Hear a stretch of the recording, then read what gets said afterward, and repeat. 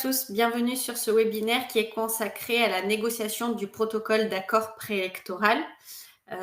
Je vous remercie donc de participer à ce webinaire. Je suis contente de vous retrouver. Je vous invite, comme d'hab, à participer via la capsule de chat puisque ce webinaire est enregistré avec l'option caméra uniquement sur moi pour le respect du droit à l'image et de la confidentialité pour vous, puisqu'il est enregistré pour être rediffusé par la suite sur le site.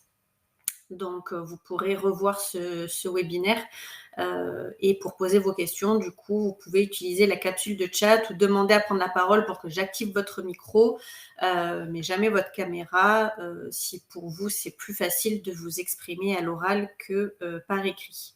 Donc, on va commencer tranquillement et ça fera arriver les autres participants.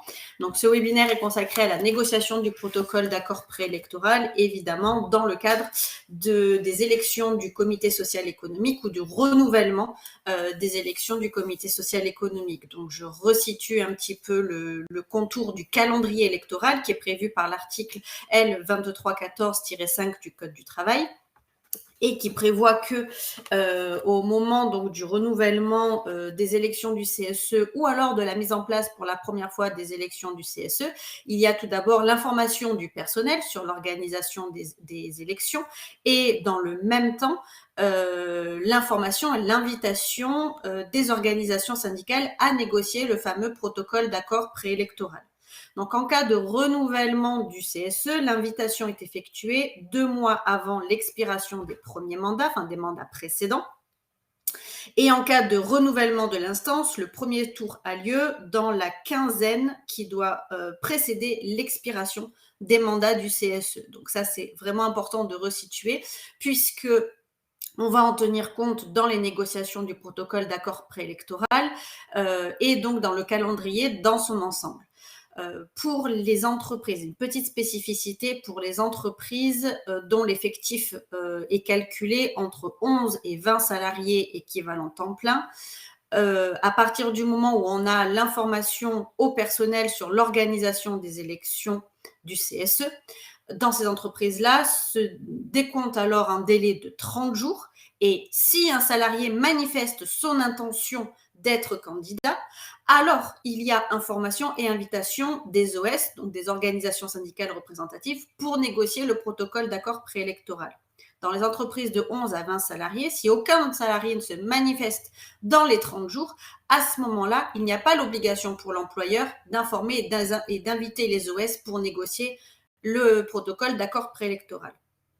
Par contre, dans ces mêmes entreprises de 11 à 20, donc si un salarié se manifeste, ou alors dans toutes les entreprises qui ont fait la démarche donc d'organiser les élections du CSE, il y a l'information du personnel sur l'organisation des élections et l'information et l'invitation des organisations syndicales à négocier le protocole d'accord préélectoral. Entre le moment où l'employeur va inviter les OS à négocier, c'est-à-dire qu'il va envoyer l'invitation, une sorte de convocation à une réunion de négociation.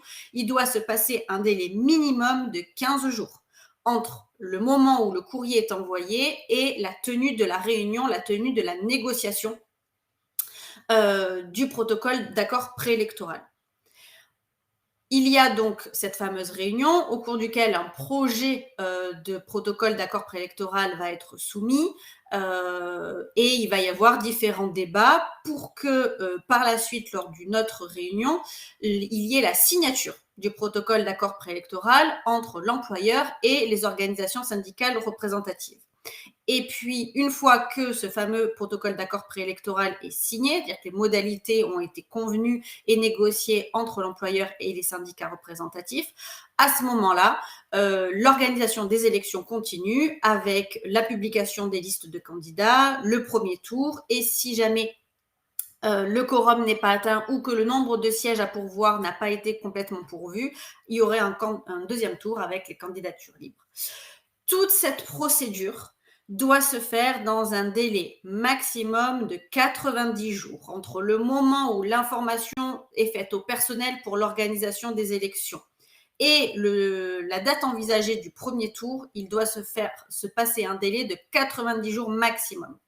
Ce qui sous-entend que dans ce délai-là, on va tenir compte donc des délais de mise en œuvre des élections, d'organisation des élections, de publication de la liste électorale, le dépôt des candidatures, la publication, tout ça, et surtout la partie négociation du protocole d'accord préélectoral, qui doit se faire donc dans ces délais-là, de façon assez contenue quand tout se passe bien, mais il peut arriver qu'il y ait des divergences et qu'on n'en arrive pas à la signature ou à des négociations qui seraient plus longues. Et donc, dans ce cas-là, on va voir ce qu'il en advient. Donc déjà, quand on en est à l'étape du protocole d'accord préélectoral, donc dans ce fameux calendrier de procédure électorale dans son ensemble, il faut respecter certaines clauses. Dans le protocole d'accord préélectoral, pour qu'il soit valable, il y a des clauses obligatoires, des clauses facultatives et des clauses dites interdites. Parmi les clauses obligatoires, on a les modalités d'organisation et de déroulement des élections, la répartition du personnel dans chaque collège, quand il y a donc plusieurs collèges, la répartition des sièges entre les différentes catégories de personnel, selon qu'on a une catégorie ouvrier, employé, technicien, agent de maîtrise, ingénieur, cadre, en fonction des collèges qui sont constitués. La mention sur la proportion homme-femme qui doit être respectée dans chaque collège, et la mention de l'accord d'entreprise portant, s'il existe, dans le cadre de la mise en place d'un vote électronique. Ça, c'est à minima les mentions obligatoires qui doivent figurer donc dans le protocole d'accord préélectoral et qui, du coup, doivent être négociées entre l'employeur et les organisations syndicales représentatives. Parmi les clauses dites interdites, il y a le fait d'autoriser le vote par procuration uniquement. Le fait de supprimer un collège cadre, alors qu'il pourrait et qu'il devrait être mis en place, hein, bien sûr. On ne peut pas non plus priver une catégorie professionnelle de représentation. On ne peut pas retirer la qualité de candidat à un salarié à partir du moment où il remplit les conditions pour se présenter en tant qu'élu. Et on ne peut pas non plus obliger les salariés à marquer leur nom sur l'enveloppe dans le cadre du vote par correspondance. Donc, le simple fait qu'il y ait une mention dans le protocole d'accord préélectoral qui nomme à un moment donné quelqu'un dans la procédure de vote, c'est considéré comme interdit.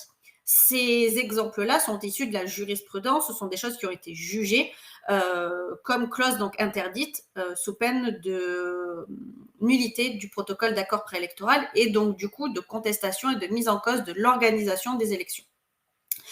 Il y a aussi des clauses dites facultatives, c'est-à-dire des exemples de clauses qu'on peut rajouter en plus des clauses obligatoires dans le protocole d'accord préélectoral, comme par exemple la modification sous certaines conditions du nombre de sièges ou du volume des heures individuelles de délégation. Ça, c'est quelque chose qui peut se négocier. Pareil pour la fixation des conditions plus favorables pour être électeur ou éligible. Il y a des conditions qui sont fixées par le Code du travail pour être électeur ou pour être éligible. Il pourrait être prévu dans le protocole d'accord préélectoral d'autres mesures à condition qu'elles soient plus favorables que ce qui est prévu par la loi. Il peut aussi être prévu une dérogation à la limitation du nombre de mandats successifs, notamment dans les entreprises d'au plus 300 salariés. Voilà, ça fait partie donc des clauses qui doivent être mentionnées dans le protocole d'accord préélectoral. Et donc, pour que ce protocole d'accord préélectoral soit négocié, l'employeur va inviter du coup les syndicats, les organisations syndicales représentatives, à négocier le protocole d'accord préélectoral par courrier, ou alors la jurisprudence aussi nous dit par tout autre moyen. Ce qui veut dire que les OS qui satisfont aux critères de respect des valeurs républicaines, d'indépendance, qui sont au moins légalement constituées depuis au moins 2 ans et dont le champ d'action professionnel et géographique couvre l'entreprise ou l'établissement concerné par les élections, doivent être invités. Et elles sont invitées par tout moyen, donc soit par courrier, comme les autres, en recommandé, comme ça au moins on a une preuve, mais aussi par toute autre procédure qui permettrait donc de pouvoir les inviter en bonne et due forme. Les organisations représentatives dans l'entreprise ou l'établissement sont forcément aussi invitées. Les organisations syndicales ayant constitué une section syndicale dans l'entreprise ou dans l'établissement sont aussi bien évidemment invitées. Et les syndicats affiliés à une organisation syndicale représentative au niveau national ou au niveau interprofessionnel doivent aussi être invités.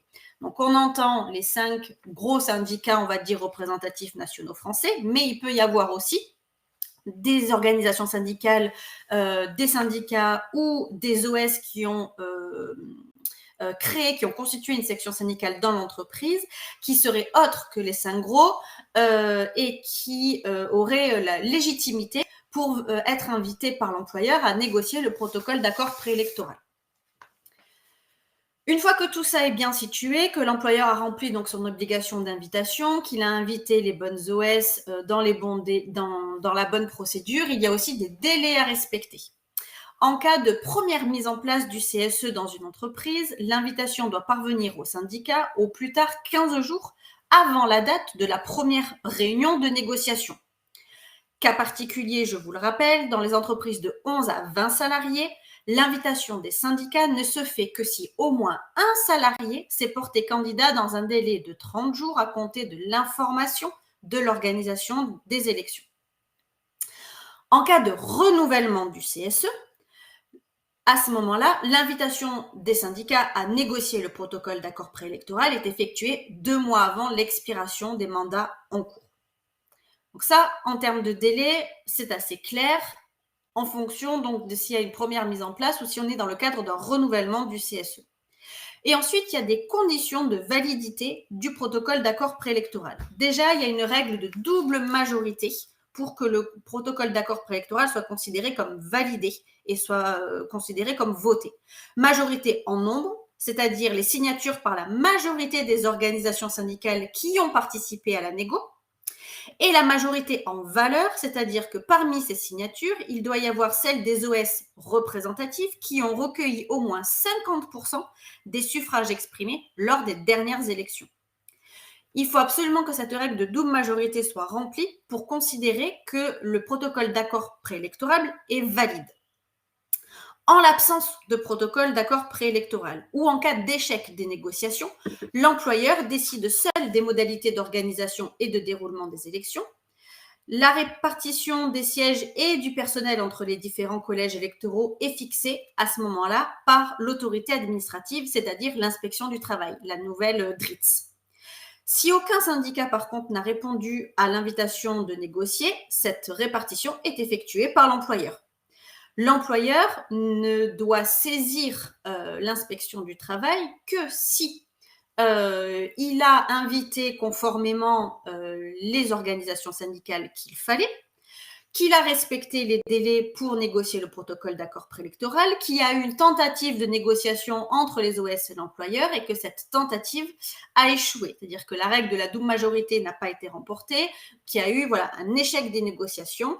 À ce moment-là, la DRITS donc, doit être saisie et elle doit se positionner de façon à pouvoir faire en sorte que les élections puissent se poursuivre. Il est possible du coup que quand la DRITS s'est saisie, les délais doivent être rallongés et que on déroge au fameux délai donc de 90 jours max. À ce moment-là, l'employeur aura l'obligation d'informer le personnel du calendrier décalé et des modalités définies ou soulevées par la DRITS. Voilà un petit peu ce qu'il en est concernant ce fameux protocole d'accord préélectoral. Donc, je vous invite à poser vos questions via la capsule de chat si vous en avez, s'il y a des choses qui ne sont pas suffisamment claires pour vous. Voilà, donc je rappelle qu'il y a une petite particularité uniquement pour les entreprises de 11 à 20 salariés. Dès qu'on dépasse l'effectif en équivalent temps plein de 20 salariés, on a la procédure et le déroulement du calendrier électoral comme c'est prévu dans le Code du travail, avec donc la fameuse négociation de ce PAP à partir du moment donc, où une OS se manifeste. Une OS qui a la légitimité, bien sûr.